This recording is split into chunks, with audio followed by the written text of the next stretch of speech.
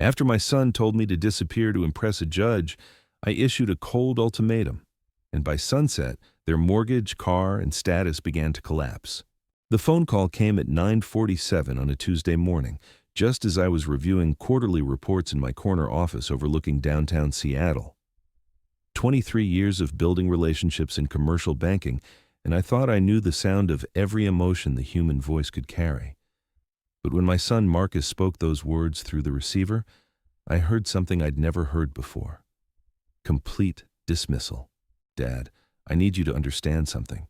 You're embarrassing me in front of Rebecca's family. Her parents think well, they think you're just some middle management guy who got lucky. Maybe it's time you just disappeared for a while.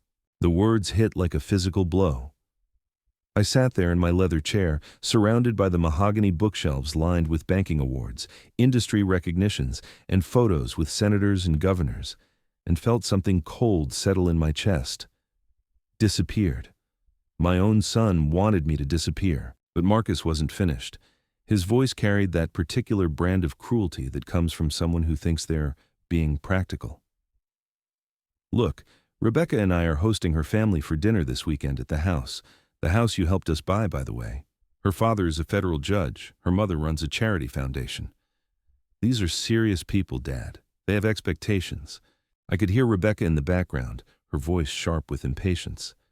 Tell him we need space to establish ourselves as adults. Tell him this is what grown children do when they're ready to move on. 24 years old, and she was teaching my son how to cut his father out of his life, like trimming dead branches from a tree. The thing is, Marcus continued, his voice getting stronger with each word, we've been talking, and we think it would be better if you kept your distance for a while, just until we figure out our own path, without someone always trying to fix things for us, fix things for them. I almost laughed, but the sound caught in my throat. 5 years of mortgage payments when Marcus lost his marketing job, the down payment for their house when their credit couldn't cover a loan, the wedding expenses when Rebecca's parents suddenly decided their daughter deserved better than what they could afford. Every emergency, every crisis, every time they needed someone to make things right, they called me. And now I was the problem that needed fixing. Dad? You still there? Marcus's voice carried a note of impatience, like I was taking too long to process my own dismissal. We're not saying forever. Just give us some space to be our own family. Their own family. The phrase echoed in my mind as I looked out my office window at the city I'd helped finance through decades of commercial loans. Projects worth hundreds of millions of dollars bore my signature. City council members called me by my first name. The mayor had my personal cell phone number. But to my son, I was just middle management who got lucky. I understand, I said quietly, my voice steadier than I felt. You want me to disappear? Not disappear, Dad, just step back. Give us room to breathe. The line went dead, leaving me alone with the dial tone and 23 years of banking expertise that suddenly felt meaningless. I set the phone down carefully, my hands steadier than they had any right to be. Outside my window, Seattle hummed with the kind of energy that only comes from money moving through the system. Construction cranes dotted the skyline, each one representing loans I'd personally approved. Office buildings rose like monuments to deals I'd structured. The entire city seemed to pulse with transactions that flowed through my bank, through my department, through decisions that crossed my desk every single day. But in that moment, sitting in my corner office with its view of everything I'd helped build, I felt invisible. My assistant knocked and entered without waiting for permission, the way she'd done for the past 8 years.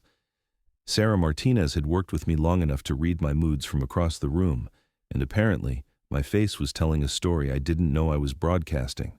Mr. Thompson? The Morrison Industries call is ready to transfer. They're holding on line 1.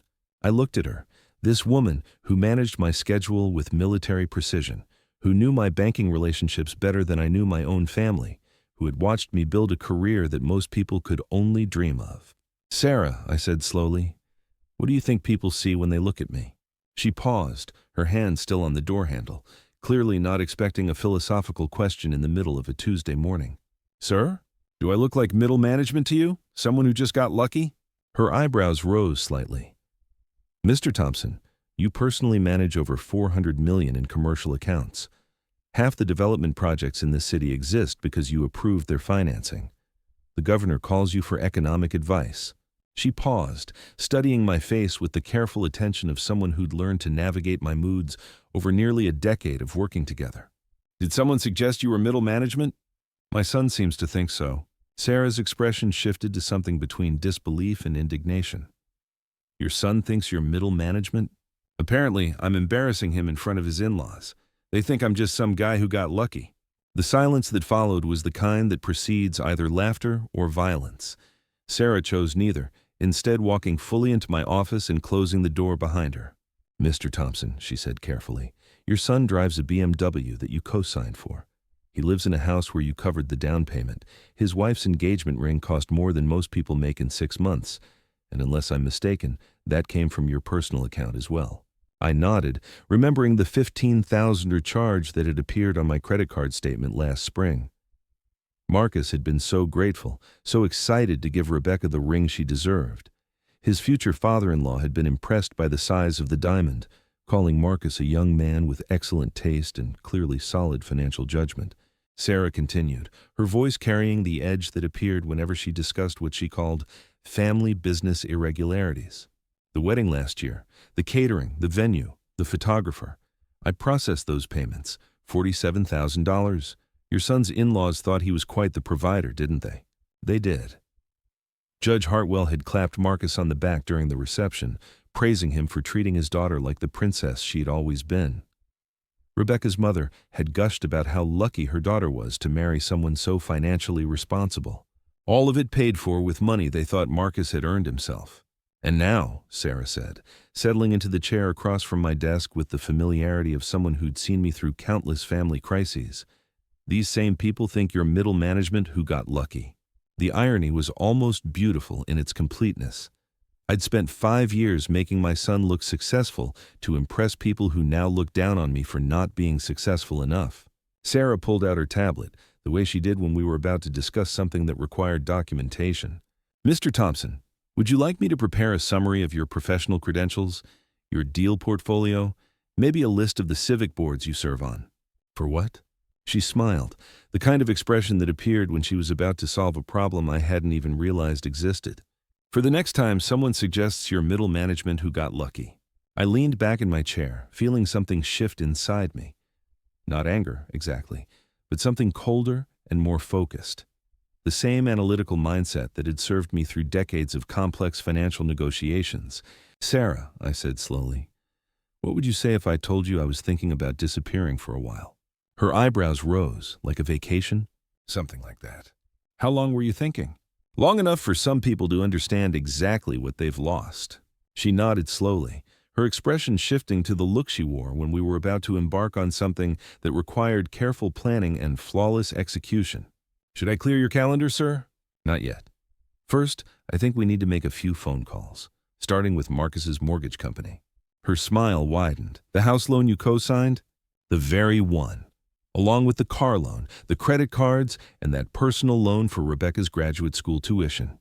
Sarah was already typing notes on her tablet, her fingers moving with the efficiency of someone who'd spent years managing financial complexity. "Should I prepare withdrawal notices for all co-signed obligations?" I looked out my window again at the city skyline, at the evidence of 23 years of building something that mattered, something that had value, something that people respected and needed. My son wanted me to disappear. He wanted space to establish himself as an adult without someone always trying to fix things for him. I was about to give him exactly what he asked for. "Prepare everything, Sarah. Every co-signed loan, every financial guarantee, every safety net I've provided. I want a complete accounting of my disappearance." She looked up from her tablet, her expression carrying the satisfaction of someone who'd been waiting years for this conversation. "How much notice should I give them?"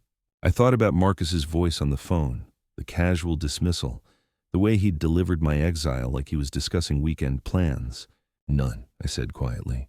"Let them discover what middle management who got lucky actually looks like when it's gone." Outside my window, Seattle continued its busy Tuesday routine. Money flowing through systems I'd helped design, deals proceeding through channels I'd established, the economic heartbeat of a city that knew my value even if my own family didn't. But that was about to change. Because sometimes the only way to make people understand what they have is to show them what life looks like without it. And I was about to become very, very good at disappearing. The first domino fell at exactly 2:30 that afternoon. I was sitting across from David Chen, Senior Vice President at Pacific Northwest Mortgage, in his glass-walled office that overlooked the harbor. We'd done business together for 12 years, enough time for the pleasantries to feel genuine and the handshakes to carry real weight. "David," I said, sliding the folder across his mahogany desk, "I need to discuss some changes to my co-signed obligations." He opened the file, his expression shifting from casual interest to focused attention as he scanned the documents Sarah had prepared. The mortgage for 847 Elm Street, the one where Marcus and Rebecca had hosted their elegant dinner parties, the one with the granite countertops and hardwood floors that had impressed Judge Hartwell so much last Christmas. "This is your son's house, right?" David looked up, his pen hovering over the papers. "The young couple with the federal judge connection?" "That's right. I want to remove myself as co-signer effective immediately." David's eyebrows rose slightly. He'd seen enough financial divorces to recognize the signs, but this wasn't a typical separation. The account was current, payments made on time, no red flags in the credit monitoring system. "Mr. Thompson, this is a substantial obligation. Without your co-signature, they'll need to qualify independently, given their current income levels." He paused, consulting his computer screen where Marcus and Rebecca's financial profile glowed in neat columns of numbers. "Their combined income is $97,000 annually. The mortgage payment alone is $3,200 monthly. Without your backing, they won't qualify to assume the loan independently." I nodded, feeling that cold, analytical calm settle deeper into my chest. That's their problem to solve, isn't it? David studied my face with the careful attention of someone who'd spent decades reading between the lines of financial decisions. In banking, every signature told a story, and he was clearly trying to understand the narrative playing out across his desk. "What exactly are you looking to accomplish here?" "I'm giving my son what he asked for. Space to establish himself as an adult without someone always trying to fix things for him." The silence stretched between us, broken only by the soft hum of his computer and the distant sound of harbor traffic. David had 3 grown children of his own, and I could see him processing the implications of what I was requesting. "The foreclosure process typically takes 90 to 120 days, he said quietly. "That gives them time to either refinance independently or arrange alternative financing, or sell the house and downsize to something they can actually afford." David nodded slowly, his pen moving across the signature lines with practiced efficiency. "I'll need your signature here, here, and here. The changes will take effect within 48 hours. I signed my name with the same steady hand that had approved hundreds of millions in commercial loans, that had built relationships spanning decades, that had signed my son's birth certificate 24 years ago." When I finished, David leaned back in his chair, his expression thoughtful. "Robert, we've known each other a long time. Can I ask you something?" "Of course. Is this really about teaching independence, or is this about something else?" I looked out his window at Elliott Bay, where container ships moved cargo worth millions of dollars through channels I'd helped finance. The entire port operation depended on credit relationships, trust built over years, the understanding that when someone gave their word, they meant it. "David," I said, turning back to him, "when someone tells you that you're embarrassing them, that you need to disappear, that your presence is a problem they need to solve, what would you call that?" He was quiet for a long moment, his fingers steepled over the signed documents. "I'd call that a mistake in judgment." "Exactly, and mistakes have consequences." The second domino fell 20 minutes later at Premier Auto Finance. Janet Walsh had been handling luxury car loans for 15 years, long enough to remember when I'd co-signed Marcus's BMW 3 years earlier. The monthly payment was $847, a number that had seemed reasonable when Marcus needed reliable transportation to his marketing job. The job he'd lost 6 months later. The job I'd replaced with mortgage payments while he figured out his next move. "Mr. Thompson," Janet said, reviewing the co-signer removal request, "this will trigger an immediate credit review. Without your backing, they'll need to demonstrate independent ability to service the debt. And if they can't?" She consulted her screen, scrolling through payment histories and credit scores. "Repossession, typically within 30 days of failed qualification. The borrower would be responsible for any deficiency balance after auction." I thought about Marcus driving that BMW to his wedding, the way Judge Hartwell had admired the leather interior and praised his son-in-law's taste in vehicles. Rebecca had been so proud, posting photos on social media of her successful husband and his professional image. All of it built on my signature, my credit, my willingness to step in when their own qualifications fell short. "Process the removal," I said. Janet's fingers moved across her keyboard with efficient clicks. "Done. They'll receive notification within 24 hours. The third domino was the most satisfying.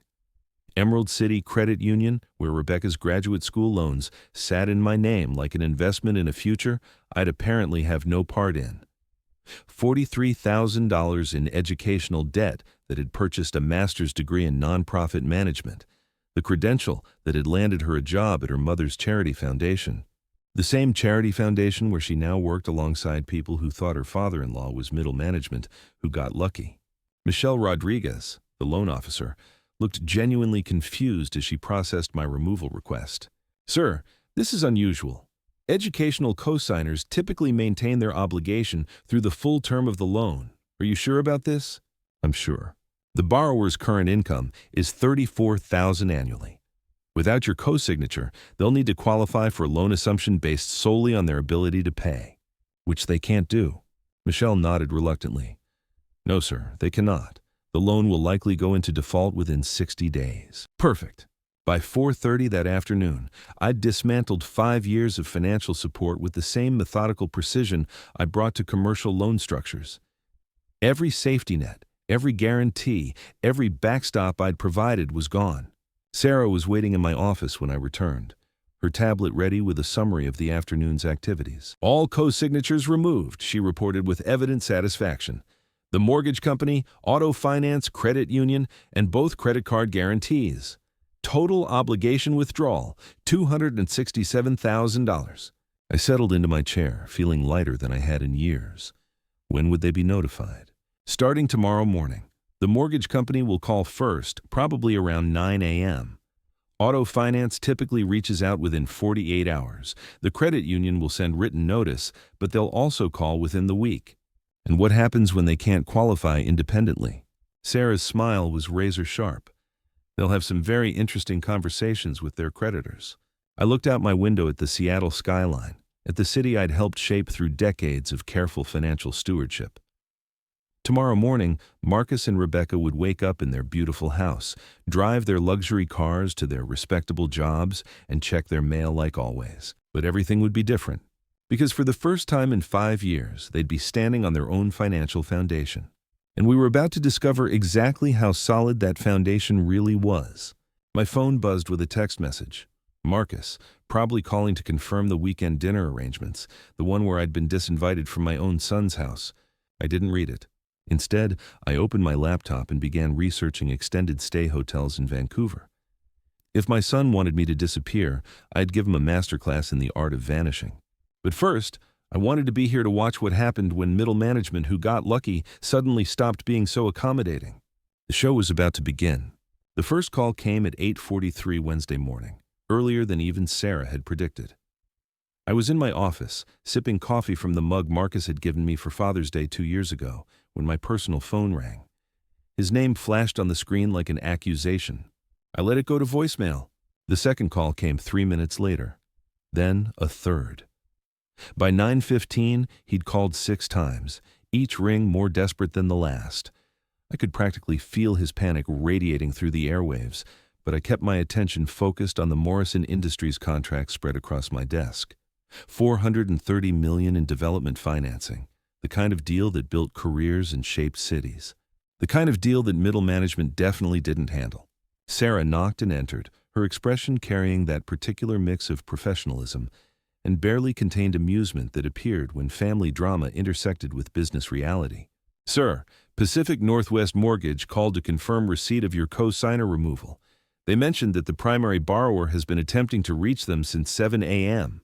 I imagined Marcus in his kitchen, the one with granite countertops I'd helped finance, frantically dialing numbers while Rebecca stood behind him, demanding explanations he couldn't provide. "What did you tell them?" I asked.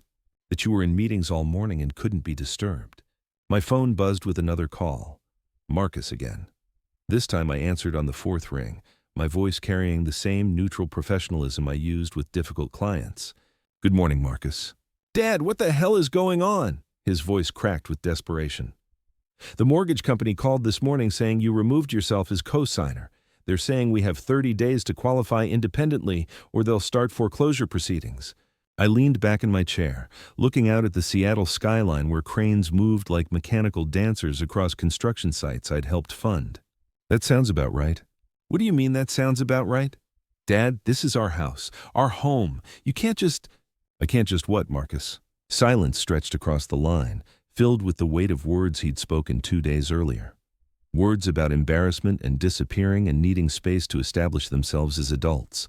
"Dad, look, I know what I said yesterday was harsh, but I didn't mean—" "You said you wanted space to figure out your own path without someone always trying to fix things for you.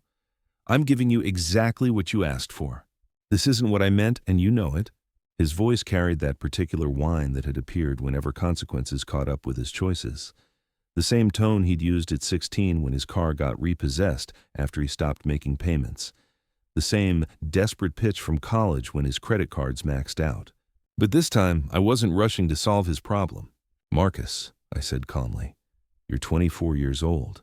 You have a college degree, a wife, a job, and according to you, the maturity to establish your own family without interference from someone who's apparently just middle management who got lucky." "Dad, I never said—" "Your wife did. In the background while you were explaining why I needed to disappear, something about expectations and serious people." The silence that followed was the sound of chickens coming home to roost. I could hear Rebecca in the background, her voice sharp with questions Marcus couldn't answer. "What about the car?" he asked finally, his voice smaller now. "What about it?" "The BMW. They called too. They want to know if I can qualify for the loan independently." "And can you?"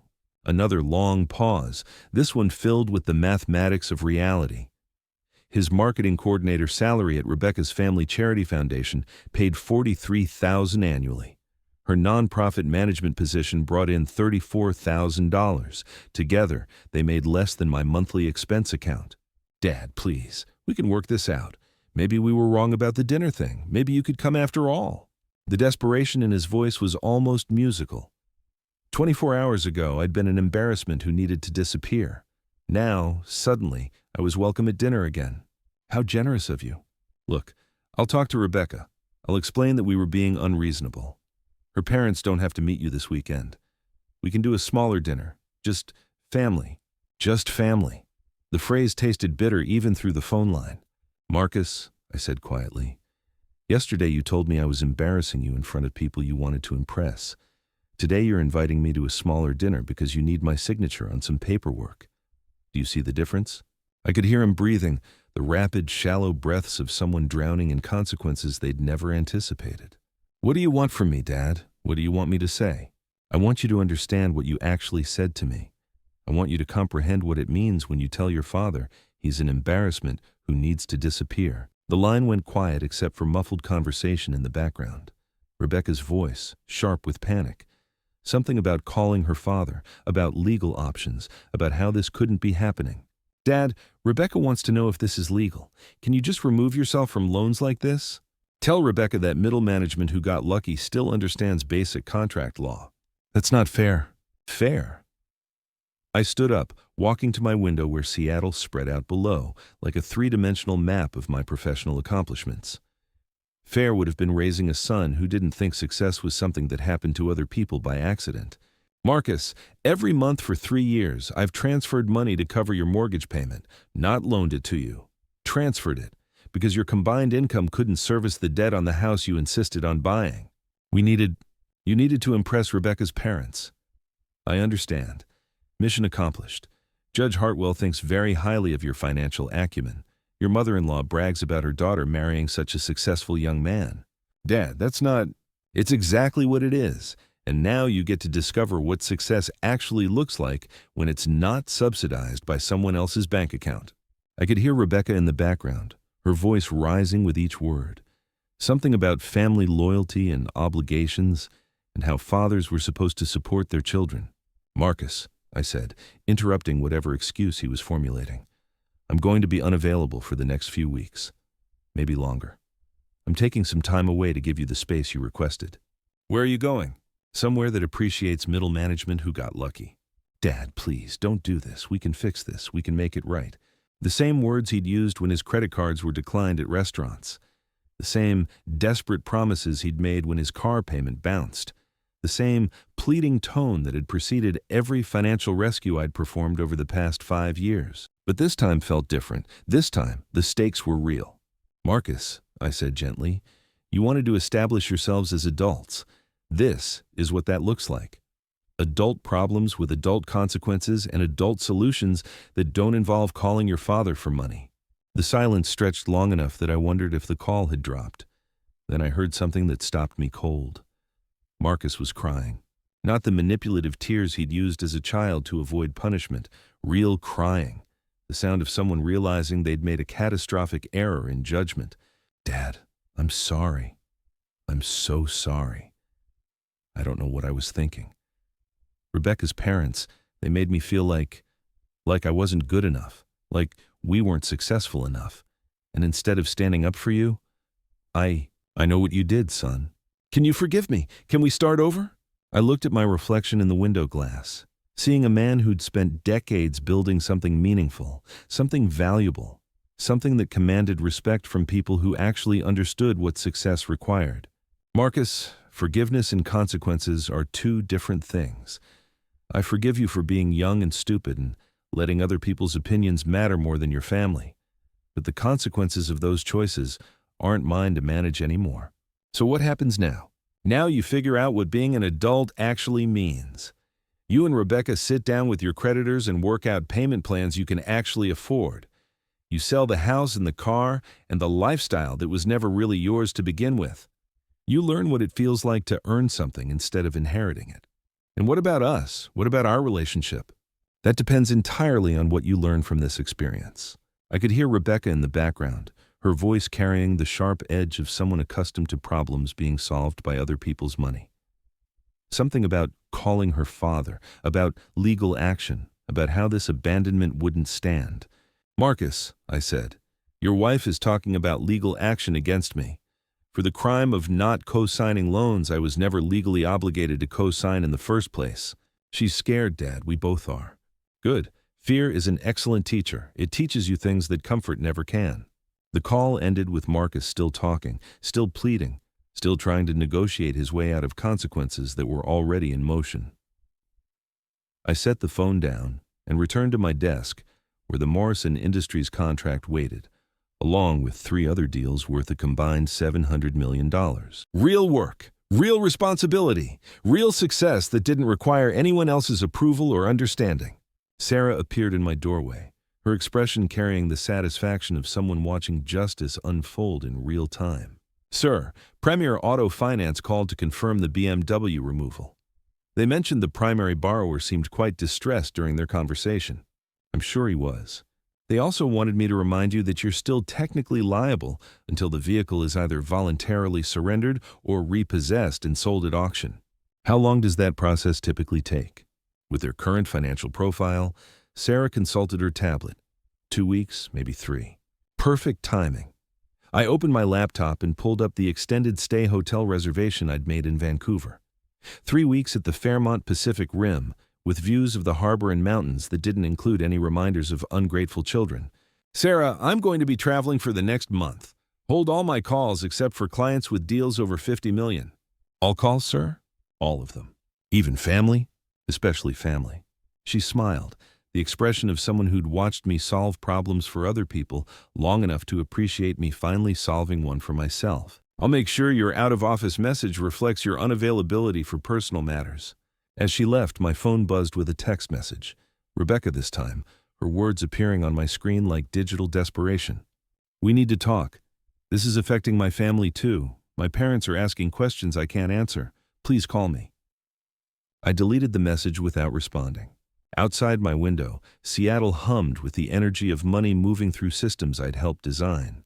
Deals flowing through channels I'd established, the economic heartbeat of a city that understood my value. Tomorrow morning, I'd be watching that same energy from a hotel balcony in Vancouver, drinking coffee that tasted like freedom while my son learned what independence actually cost. But tonight, I had one more call to make, to Judge Hartwell himself. Because if Marcus and Rebecca wanted to play the family reputation game, they were about to discover that some players had been in the league much longer than others.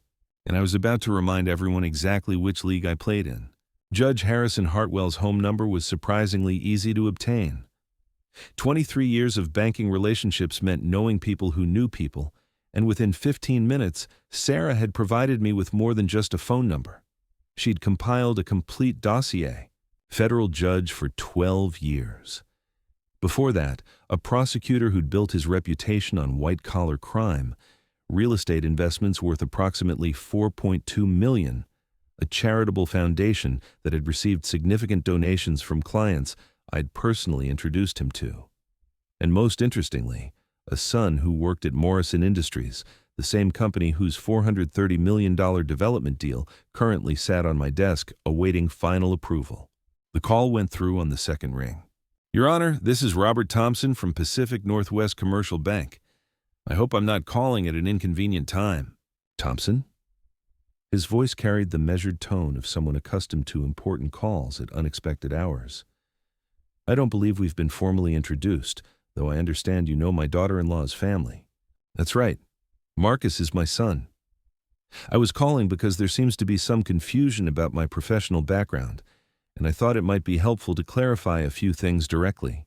The pause that followed was the sound of a sharp legal mind processing unexpected information. In the background, I could hear classical music, the kind of refined atmosphere that Rebecca had been so eager to impress. What sort of confusion, Mr. Thompson? Well, I understand there's been some discussion about my being middle management who simply got lucky in my career. I wanted to provide some context that might be helpful for your family's understanding. Another pause, longer this time. I could practically hear him connecting dots that painted a very different picture than the one his daughter-in-law had been drawing. I see. And what context would that be? I'm the Senior Vice President of Commercial Lending at Pacific Northwest Commercial Bank. I personally manage a portfolio worth over $400 million in active loans. The Morrison Industries Development Project, the one where your son Michael works, that's currently on my desk for final approval. The silence that followed was profound. In the space of 30 seconds, I'd transformed from an embarrassing in-law who needed to disappear into someone whose decisions could directly impact his son's employment.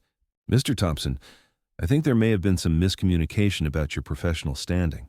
That seems likely. I've also served on the Seattle Development Council for 8 years, the Pacific Northwest Banking Association Board for 6 years, and I regularly consult with the Governor's Office on regional economic policy.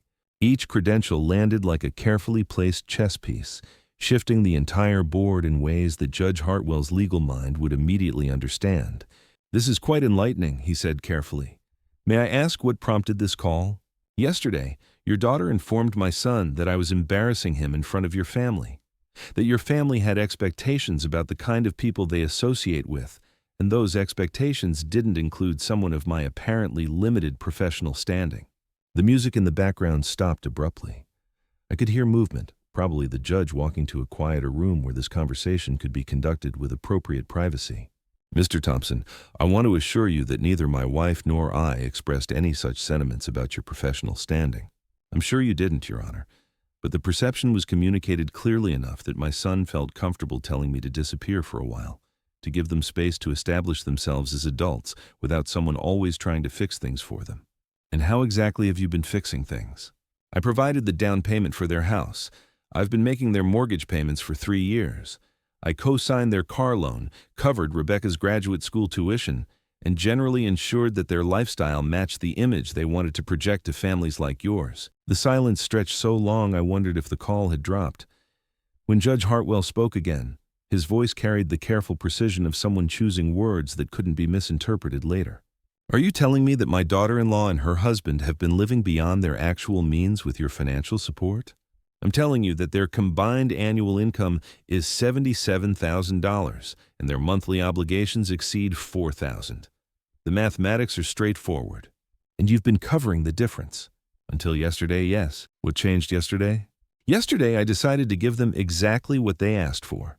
Space to establish themselves as adults without someone always trying to fix things for them. Another long pause. In my mind, I could see Judge Hartwell processing the implications of what I'd just revealed. His daughter-in-law had married into what appeared to be a successful young family, but that success was entirely subsidized by the man she'd just insulted and dismissed. Mr. Thompson, what exactly does this mean in practical terms?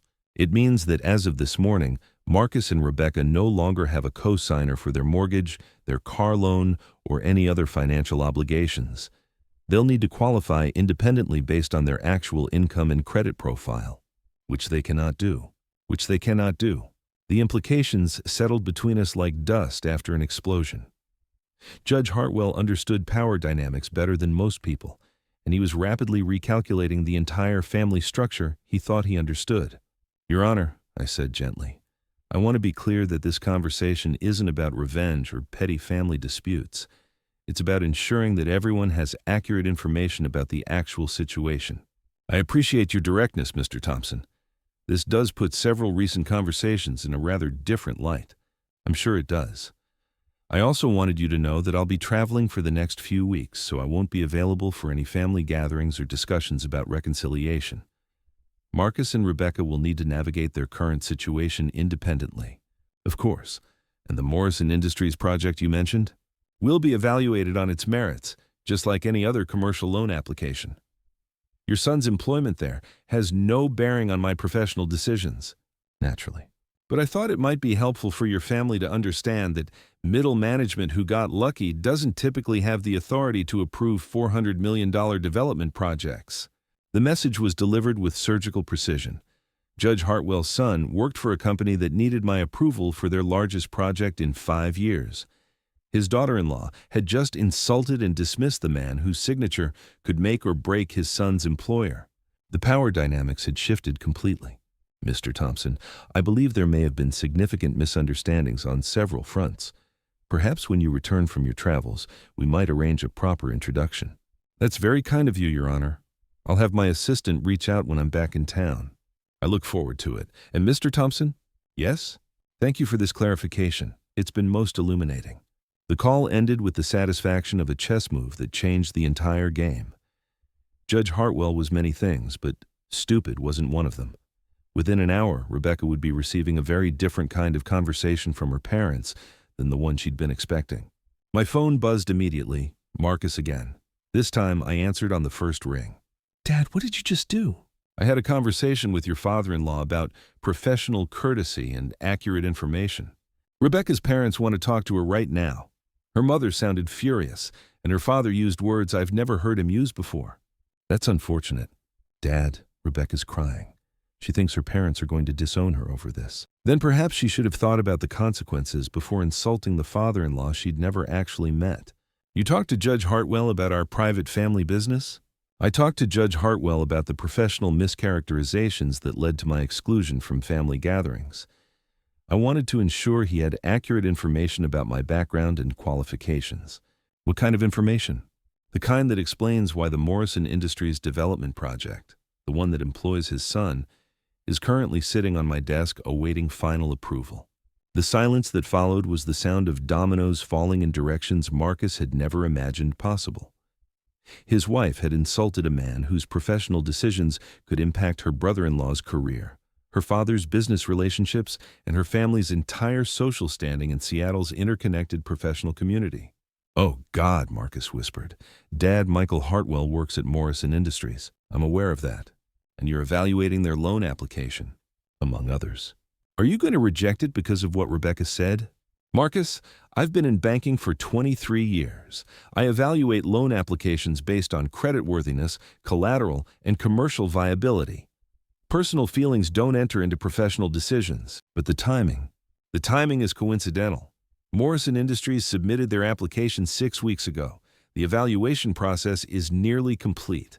Nearly complete meant I could delay final approval for another week or two without raising any red flags, long enough for the Hartwell family dynamics to reach their natural conclusion. Dad, please, don't let this destroy Rebecca's family relationships over something stupid, she said. Rebecca didn't just say something stupid, Marcus. She made a calculated decision to exclude me from family gatherings based on professional snobbery and social climbing. Actions have consequences. Can we fix this? Can we make this right somehow? You can start by understanding that respect isn't something you withdraw when it's inconvenient and restore when you need something. My phone was buzzing with another call, Sarah's extension. Marcus, I need to take this call. We'll continue this conversation when I return from Vancouver. Vancouver? Dad, you can't just leave town in the middle of this. Watch me. I switched to Sarah's call, leaving Marcus with the dial tone and the growing realization that his problems were multiplying faster than his ability to solve them. Sir, Sarah's voice carried barely contained excitement. Judge Hartwell's office called. They'd like to schedule a meeting to discuss the Morrison Industries project. Apparently, there are some family considerations that have recently come to light. How interesting. What did you tell them? That you'd be traveling for several weeks and weren't available for meetings regarding active loan applications. Perfect. Anything else? Rebecca Hartwell Thompson called 3 times in the last 10 minutes. She sounds quite distressed. I'm sure she does. Hold all calls from family members. If it's a genuine emergency, they can contact emergency services. And the Morrison Industries application? Put it in the pending file for now. Sometimes complex deals require additional evaluation time. Understood, sir. As I hung up, I felt that cold, analytical satisfaction settle deeper into my chest. The chess game was accelerating beyond anything Marcus or Rebecca had anticipated. They'd wanted to play social hierarchy games with someone they'd assumed was beneath them professionally. But they'd made a critical error in judgment. They'd challenged someone who actually understood how power worked in their world, someone whose professional relationships extended far beyond their limited social circle. Judge Hartwell would spend tonight having very uncomfortable conversations with his daughter about the man she'd insulted and dismissed. Rebecca would discover that her casual snobbery had potentially damaged her family's professional relationships in ways that couldn't be easily repaired. And Marcus would learn that asking your father to disappear works both ways. Tomorrow morning, I'd be on a plane to Vancouver, watching the Seattle skyline shrink below while my son and daughter-in-law discovered what independence actually cost. But tonight, I had one more call to make. To the governor's office, where my monthly economic advisory meeting was scheduled for next week. Because if we were playing the professional reputation game, I wanted everyone to understand exactly which league I'd been playing in all along. The number was in my personal contacts, right where it had been for the past 4 years. Governor Patricia McKenzie answered her personal line on the third ring, her voice carrying that distinctive blend of political warmth and executive efficiency that had served her through 2 terms in office. Robert, I hope this isn't about rescheduling next week's advisory meeting. The transportation infrastructure discussion can't wait much longer. Actually, Patricia, I'm calling because I'll need to postpone our meeting indefinitely. I'm taking some extended time away from Seattle. The pause that followed was brief but telling. In 4 years of monthly consultations, I'd never missed a scheduled meeting, never requested a postponement, never been unavailable when she needed economic analysis for policy decisions. Is everything all right? This doesn't sound like you. I looked out my office window at the city lights beginning to twinkle in the December dusk, each one representing businesses and developments that had crossed my desk, decisions that had shaped the economic landscape she governed. It's a family matter, Patricia. Nothing that affects my professional obligations, but it requires my complete attention for the foreseeable future. Robert, you've been invaluable to this administration. Your insights on the regional development strategy alone have saved us from at least 3 major policy mistakes. Are you sure there's nothing we can do to help? The genuine concern in her voice reminded me why I'd always respected her, even when we disagreed on policy details. She understood that relationships were built on mutual value and professional respect, concepts that apparently needed to be taught to younger generations. I appreciate that, Patricia. Actually, there is one small favor I might ask. Name it. I understand Judge Hartwell's son works for Morrison Industries. They have a significant development application pending review. I wanted you to know that I'll be recusing myself from that particular evaluation due to a potential conflict of interest. Another pause, this one longer. Patricia hadn't become governor by missing the subtext in carefully worded conversations. What kind of conflict of interest, Robert? Family complications that could affect my objectivity. It's better if someone else handles the final approval process. Family complications with Judge Hartwell? With his family, yes. Nothing that reflects on his honor's professional standing, but enough to require my withdrawal from any business matters that might affect his son's employment. I could practically hear her mental gears turning, processing the implications of what I'd just revealed. Morrison Industries employed over 800 people in the Seattle area. Their development project would create another 2,000 construction jobs over 3 years. Delaying or rejecting their loan application would have ripple effects throughout the regional economy. Robert, this is a $40 million infrastructure project. The timeline is already tight given the seasonal construction windows. I understand the implications, Patricia. That's exactly why I need to remove myself from the decision-making process. I wouldn't want anyone to suggest that personal considerations influenced my professional judgment. Of course not. Her voice carried the careful neutrality of someone navigating political landmines. Who would you recommend to handle the evaluation in your absence? David Chen has the experience and authority to make that determination. He's handled comparable projects before. And his timeline for completion? Normally, 2 weeks. But given the complexity and my need to brief him on the existing analysis, probably closer to 4 weeks. 4 weeks. Long enough for family dynamics to reach their natural conclusion, for consequences to fully manifest, for everyone involved to understand exactly how interconnected their professional and personal worlds really were. I'll make note of the timeline adjustment. Robert, I hope your family situation resolves favorably. I'm confident it will, Patricia. Sometimes people need to experience the full weight of their decisions before they can appreciate what they actually had. After ending the call, I sat back in my leather chair, surveying the office that had been my professional home for over 2 decades. Tomorrow morning, this space would feel different, emptier, waiting for my return like a stage between performances. My phone buzzed with yet another call from Marcus. This time, I let it ring until voicemail picked up, then listened to the message with detached curiosity. Dad, please pick up.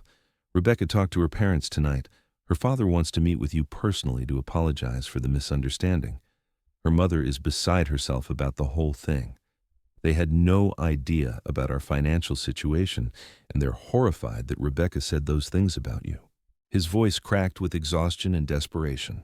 The mortgage company called again? They want an answer by Friday about independent qualification.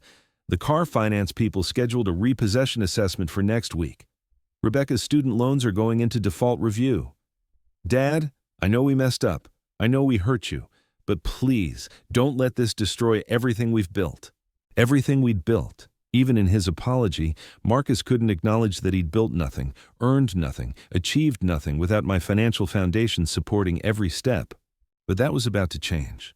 I deleted the voicemail and opened my laptop to finalize the Vancouver hotel reservation. 3 weeks at the Fairmont Pacific Rim, with views of mountains and harbor that didn't include any reminders of ungrateful children or their social climbing spouses. Sarah knocked and entered, carrying a stack of files and her tablet loaded with travel arrangements. Sir, your flight to Vancouver departs at 11:15 tomorrow morning. I've arranged for a car service to pick you up at 9:30.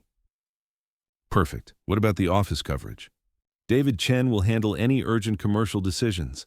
I've briefed him on the Morrison Industries situation and your conflict of interest recusal. And personal calls? Will be directed to voicemail with a message indicating you're unavailable for family matters indefinitely.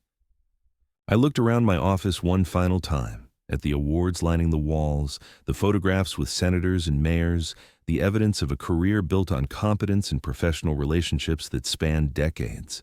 Sarah, in your professional opinion, would you describe me as middle management who got lucky? Her laugh was sharp enough to cut glass. Sir, you personally manage more commercial credit than most regional banks handle in total. The mayor calls you for advice on economic policy. Half the development projects in the city exist because you approved their financing. She paused, her expression shifting to something between indignation and protective loyalty. Anyone who thinks you're middle management who got lucky doesn't understand the first thing about how banking actually works. That's what I thought. My phone rang one final time before I left the office. Not Marcus this time, but Rebecca herself, her voice tight with panic and barely controlled hysteria. Mr. Thompson, this is Rebecca. Please don't hang up. I'm listening. I need to apologize. I need to explain what happened and why I said those things about you. The desperation in her voice was almost musical, like a symphony of consequences finally reaching its crescendo. "I'm listening," I repeated. "My parents are furious with me. My father says I've potentially damaged his professional relationships over something that was none of my business. My mother is horrified that I insulted you without ever even meeting you properly." "I see. And Marcus told me about your position at the bank, about the Morrison Industries project, about how important you are in the business community. I had no idea. I thought you were just middle management who got lucky." "Yes. No. I mean, that's what I assumed, but I was wrong. I was completely wrong, and I'm so sorry." The apology hung in the air like smoke from a fire that had already burned down the house. "Rebecca, apologies are words. Actions have consequences that words can't erase. But surely we can work this out. Surely there's some way to fix this." "There is a way to fix it. You and Marcus can learn to live within your actual means instead of the fantasy lifestyle I've been subsidizing. You can discover what independence actually costs when it's not underwritten by someone else's credit." "Mr. Thompson, please, we're going to lose everything." "You're going to lose things that were never really yours to begin with." "The house was purchased with my down payment and maintained with my monthly transfers. The car exists because of my co-signature on a loan you couldn't qualify for independently. My student loans are in my name because your credit wasn't sufficient to secure educational financing." Each fact landed like a physical blow, stripping away the illusions that had sustained their artificial lifestyle for years. "So what happens now?" she whispered. "Now you learn what it means to earn something instead of inheriting it. You discover whether your marriage can survive without external financial support. You find out what your relationship with your parents looks like when it's not mediated by professional obligations to someone you insulted. And what about forgiveness? What about family?" I thought about that question as I gathered my briefcase and prepared to leave my office for the next 3 weeks. "Rebecca, forgiveness and consequences are different things. I forgive you for being young and arrogant and letting social status matter more than basic human decency. But the consequences of your choices aren't mine to manage anymore. Please don't do this to us." "I'm not doing anything to you. I'm simply stopping doing things for you." The distinction was crucial, though I doubted she'd understand it until much later, if at all. "Mr. Thompson, I'm begging you, please don't let our mistakes destroy our marriage, our future, our family." "Your mistakes won't destroy anything, Rebecca, but they might reveal what was actually there underneath all the financial scaffolding." I ended the call and walked toward the elevator, my footsteps echoing in the empty hallway like a countdown to consequences that had been years in the making. Tomorrow morning, I'd be watching the sunrise over Vancouver Harbor, drinking coffee that tasted like freedom, while my son and daughter-in-law discovered what independence actually required. But tonight, I had one final task. I needed to draft a letter to Judge Hartwell, explaining exactly why his daughter-in-law's casual cruelty had created professional complications that extended far beyond their family dinner table. Because if we were going to play the reputation game, everyone needed to understand the rules. And after 23 years in commercial banking, I knew all the rules by heart. The letter was simple, direct, and devastating in its professional courtesy. I wrote it by hand on my personal letterhead, the kind of formal communication that carried weight in legal and business circles. "Your Honor," it began. "Yesterday evening's conversation prompted me to provide written clarification of the circumstances surrounding my recusal from the Morrison Industries loan evaluation. While I maintain the highest respect for your professional standing, recent family interactions have created a potential conflict of interest that requires my withdrawal from any business matters affecting your son's employment." I detailed the timeline carefully. Rebecca's statements about my professional standing, Marcus's request that I disappear from family functions, the financial support I'd provided that had enabled their lifestyle and social positioning, the removal of that support, and its inevitable consequences. The letter concluded with surgical precision. "I want to assure you that my professional decisions are never influenced by personal considerations. However, the appearance of such influence, given the family dynamics now in play, requires my complete recusal from any matters affecting Morrison Industries. I have recommended that my colleague David Chen assume responsibility for this evaluation with an estimated timeline of 4 weeks for completion. I sealed the letter in an envelope and left it on Sarah's desk with instructions for hand delivery to Judge Hartwell's chambers first thing in the morning. Then I walked out of my office building into the Seattle night, breathing air that felt cleaner somehow, lighter, filled with possibilities that didn't include ungrateful children or their social climbing spouses. 3 weeks in Vancouver would give everyone time to understand exactly what they'd lost when they decided I was an embarrassment who needed to disappear. And when I returned, we'd see who was still interested in playing family games with someone who actually understood how the game was won. The plane lifted off from Seattle-Tacoma International at exactly 11:15 the next morning, carrying me above the city I'd helped finance for over 2 decades. From 30,000 feet, the skyline looked like a collection of building blocks, each tower representing deals I'd structured, projects I'd approved, relationships I'd built through competence rather than inheritance. My phone had been buzzing constantly since 6 a.m., but I'd turned it off before boarding. Whatever crisis Marcus and Rebecca were managing this morning would have to be managed without me. For the first time in 5 years, their problems were truly their own. And for the first time since my son had asked me to disappear, I felt like I could finally breathe again. The game was over, the consequences were in motion. And middle management who got lucky was about to discover what real power looked like when it stopped pretending to be ordinary. Justice, as it turned out, was a dish best served with compound interest and professional connections that extended far beyond anyone's dinner table. And I intended to savor every single bite.